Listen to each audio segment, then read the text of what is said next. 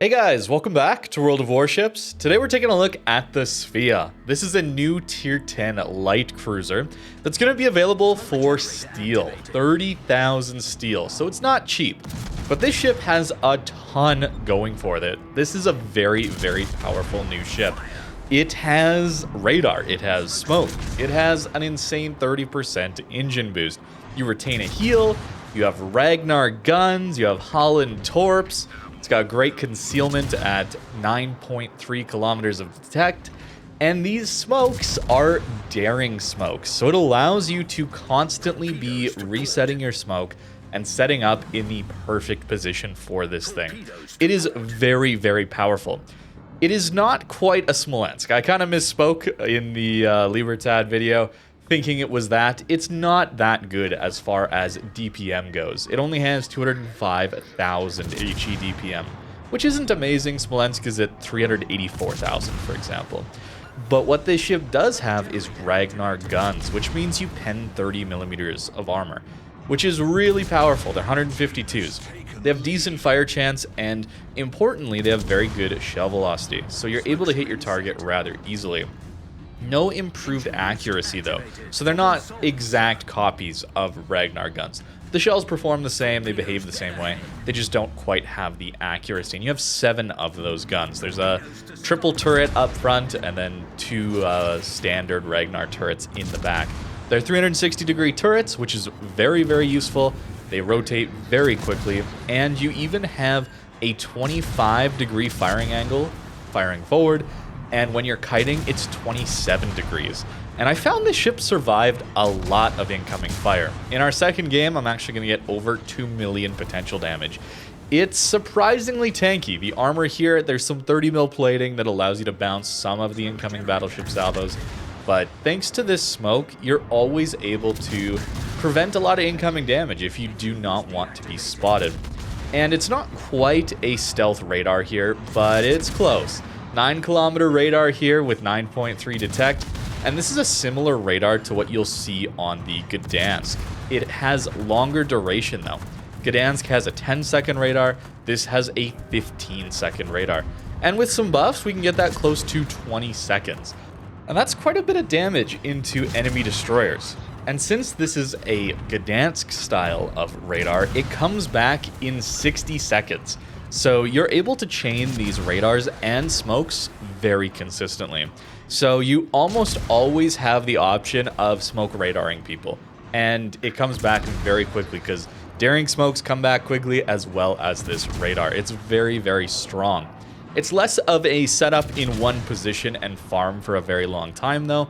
So if you're not used to playing with that daring smoke, it could be a little tricky to get used to that playstyle where you're always sort of on the move. You can stay in the same general area, but you can't just set up in a single smoke screen and farm for a couple minutes. And I think that's actually a good thing because we notably are missing a hydro. So anytime you're on a flank and there's torpedo destroyers, it's going to be a little bit difficult to set up for a long duration in a smoke.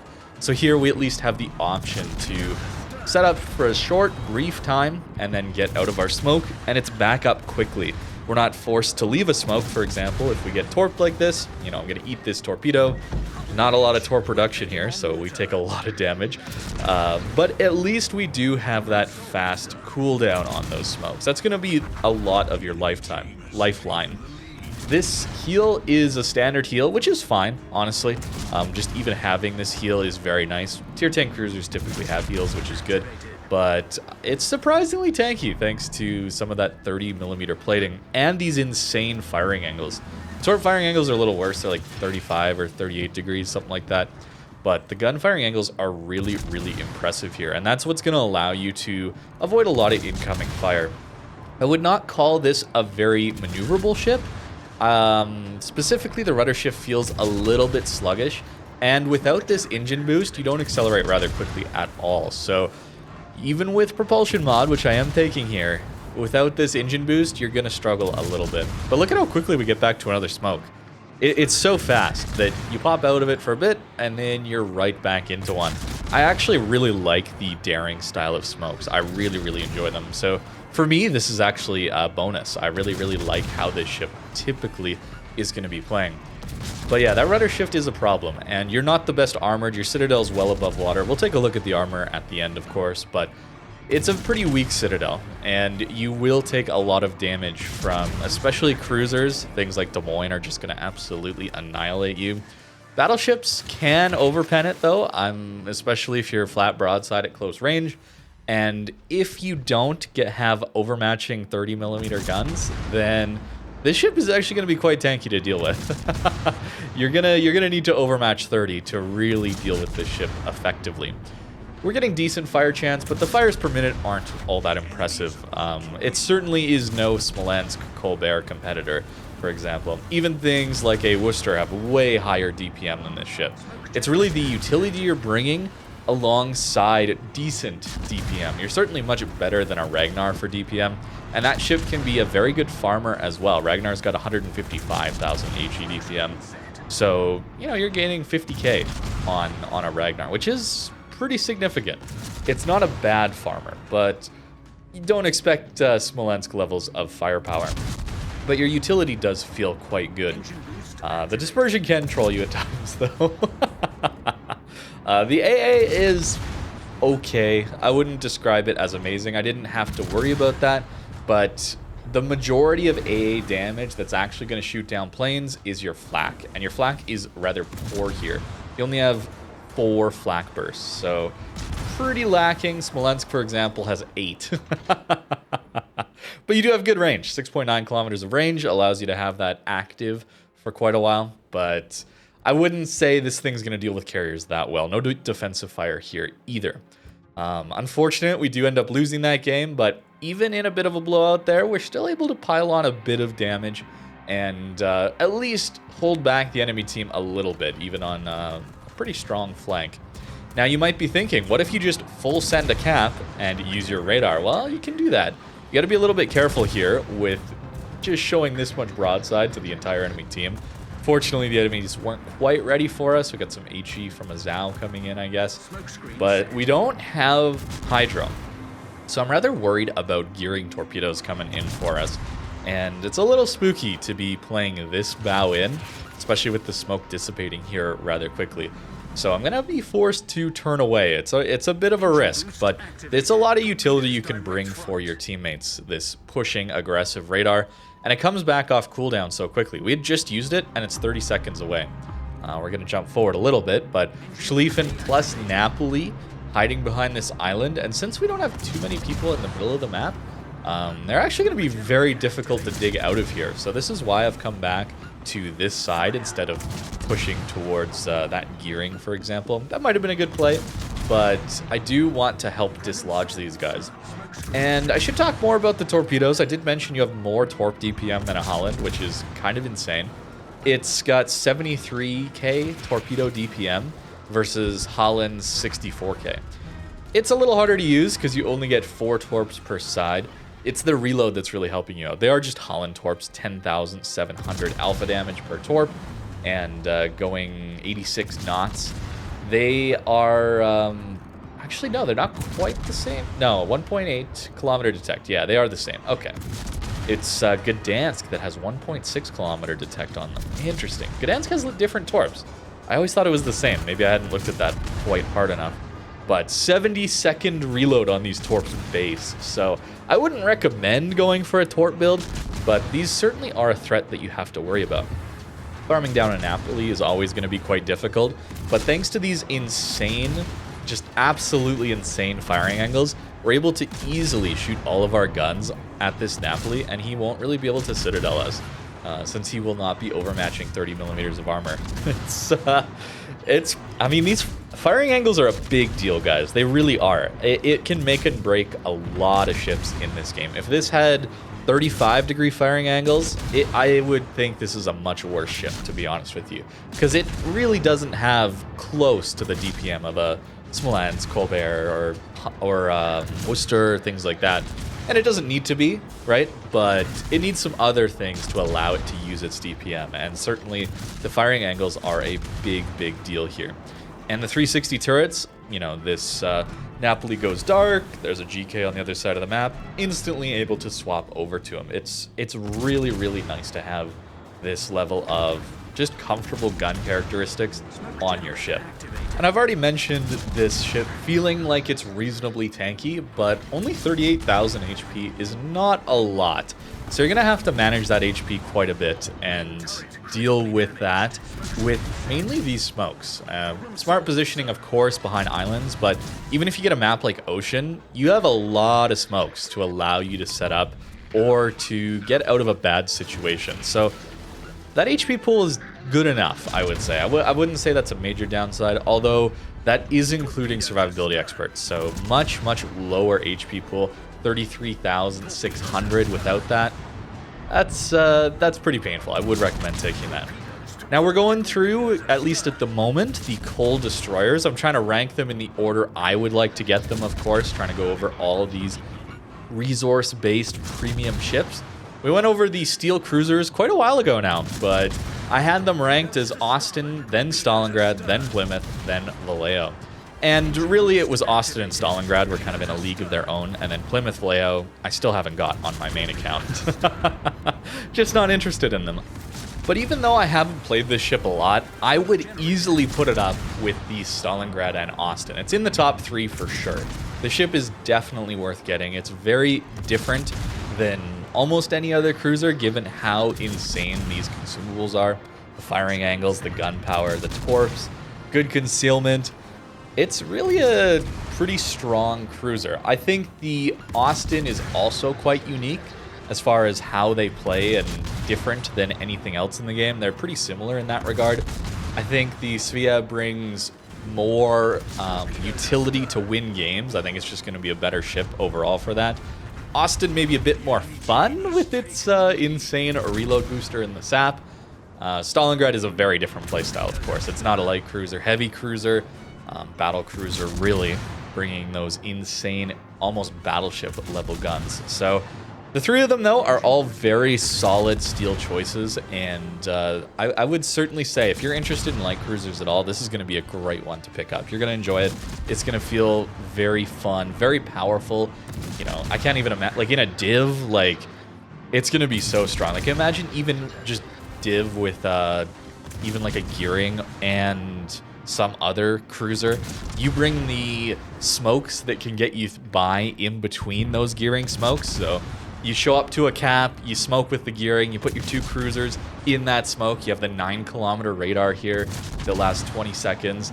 And then when that smoke's about to fade, well, the gearing smoke has a little bit of cooldown, and there's a little bit of downtime on it. The Svea smoke can just carry you through that time. You could do some pretty nasty things. Of course, there's already divisions like that with Worcesters and Minotaurs and other ships, but this ship can slot into that. Although the DPM could be a little bit worse than some of those other options if you're really min-maxing some of those divs. But it's a really decent solo ship to play.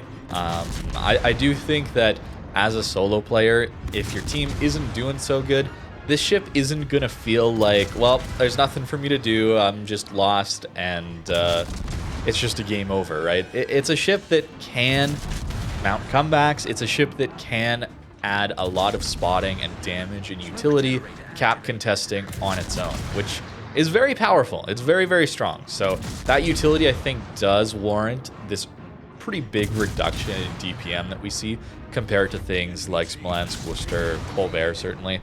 But I think that's probably a good thing. Things like Smolensk are kind of overpowered. I'm not actually wanting it to be Smolensk level DPM with all these goodies, but interestingly, that it's actually worse DPM with the HE compared to the Gdansk.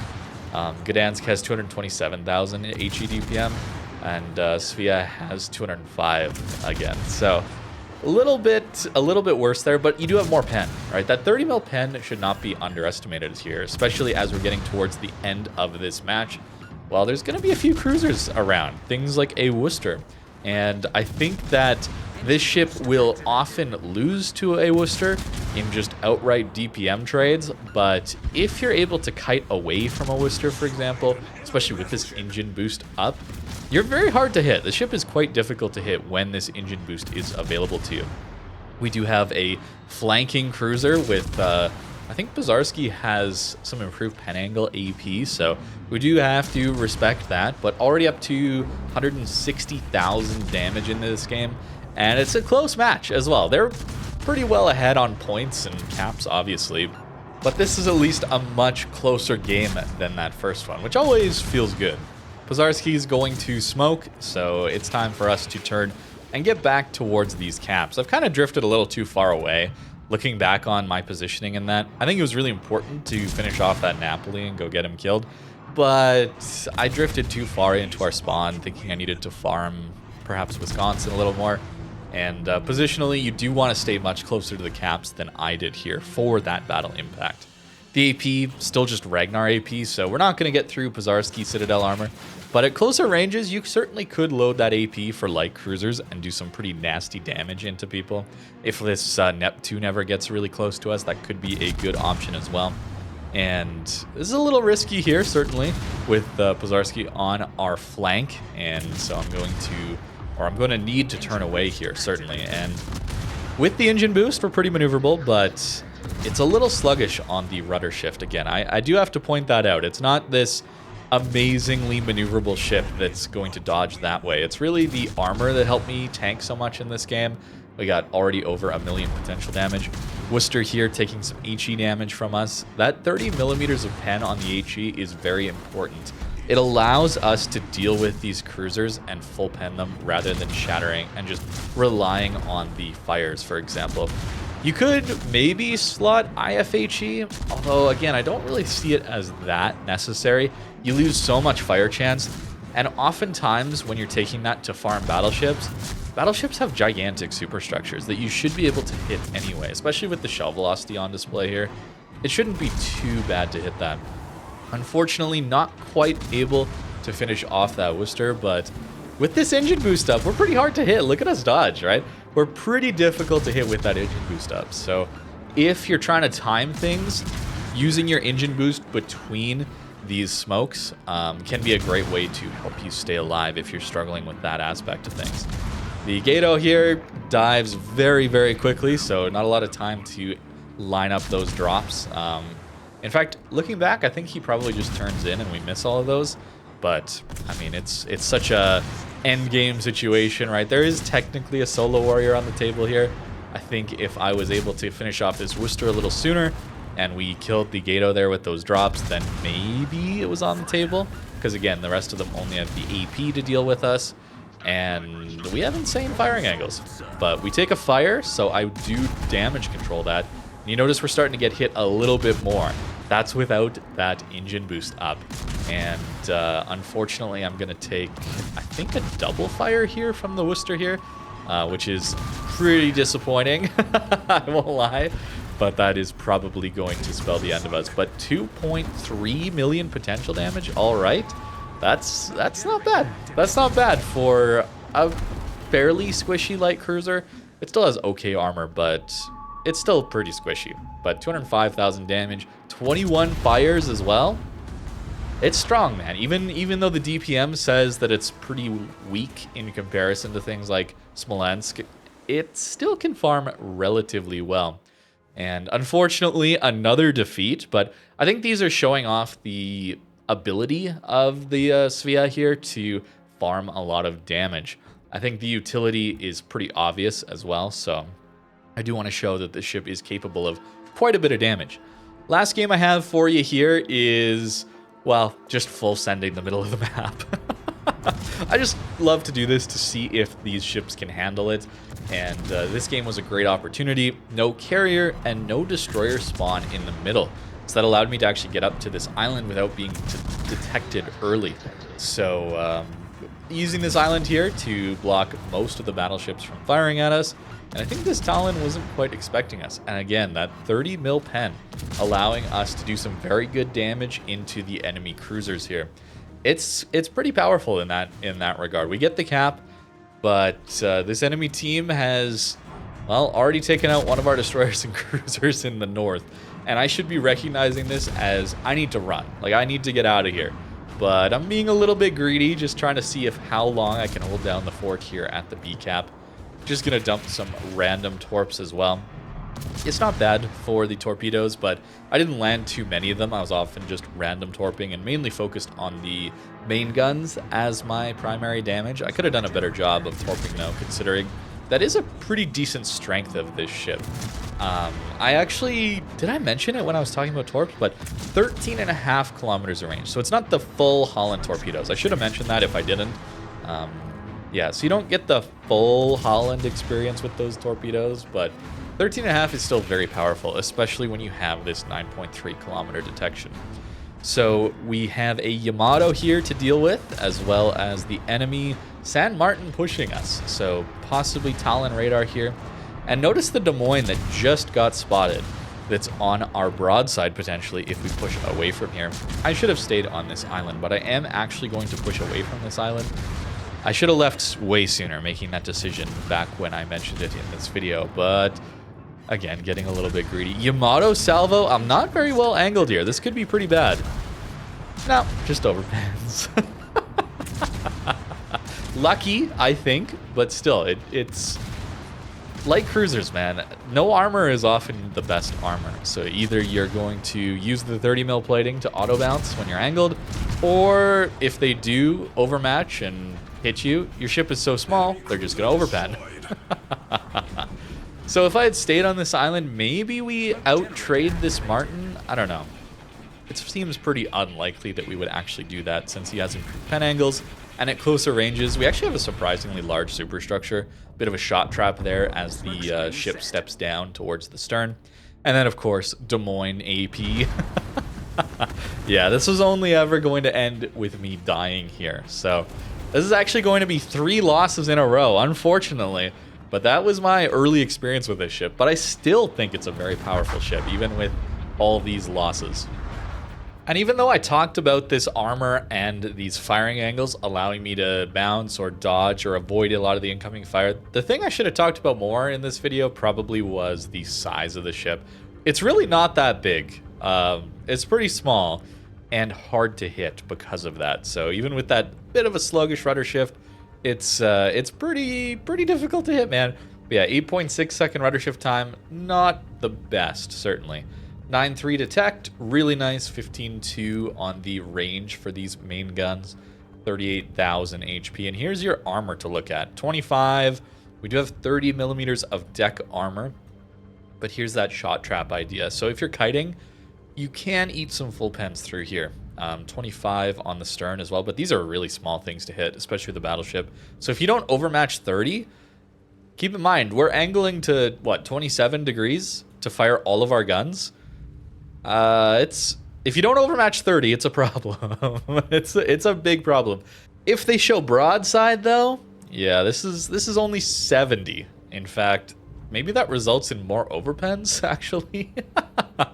Although SAP is terrifying then. Maybe load HE in your battleship. If you pen 70. Why is there a cavity here? Weird. Anyways, that is the Citadel for you. Above water, only 70. Yeah, pretty easy target to deal with, assuming you actually full pen, since that's often the gimmick that you can live on when you're in these really small light cruisers. You just show flat broadside like this to a battleship at close range, and the shells have so much pen and shell velocity that they just pass right through your ship. Very annoying as a battleship player, but it does mean that light cruisers are some of the tankiest ships at close range. Against other cruisers, though, not going to be the case. Des Moines are just going to eat you up. It's not going to be pretty. The build I was running looked like this.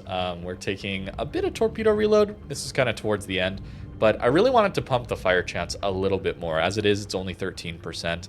And since, again, we don't have the best DPM, the best shells on target, I really wanted to get that fire chance as high as I could. And it resulted in quite a bit of damage on enemy ships. AR, of course, Concealment Expert, of course, Superintendent, of course, because mainly for that heal, but you can spam through your consumables. I got down pretty low on consumables towards the end of some of our matches. Survivability Expert, I think, is a must. Things like Top Grade Gunner and Outnumbered, you might not get as much value out of because the ship has such good detection. Maybe Outnumbered, perhaps. but not in randoms. I don't think that would really help you that much. Of course, consumables enhancements is really helping us out here. These are such short duration smokes, radars, and speed boosts that an extra 10% is incredibly valuable. This is a great skill to have on this ship. Consumables enhancements as well, getting us back to those consumables that much quicker. And then the last point was just thrown into IFA because it's a busted skill that allows you to dodge for free. Yeah, main battery, of course, concealment, propulsion mod here, and then aiming systems. Imagine this thing without aiming systems even. Some of the dispersion was a little bit rough. And I'm going with radar over engine boost, but this is honestly certainly up for debate which one you would rather have. The engine boost allows you to be at that massively improved maneuverable state for a longer time, where this radar upgrade is going to allow your teammates and yourself to do much more damage in on those enemy destroyers. So it's really up to you, but for me, I preferred that radar, and I would probably leave it that way if you have this upgrade. If you don't, your radar will be 16.5. Not bad, but getting it up to 19 is pretty nice. It's a lot more useful with that, nearly 20 seconds. It gives your team especially a lot more time on target with this thing. That way, there's like a 6-second delay on radar for your teammates to actually see the ship. They get spotted on the minimap, but not actually in-game. Minimap spotting, hey, am I right? No, we're not going to get into it. Nope, we're not going to get into it. That's going to be it for the video. We're going to call it there. Thanks for watching, guys. I do appreciate it. And let me know what you think about this new ship, and have a great rest of your day.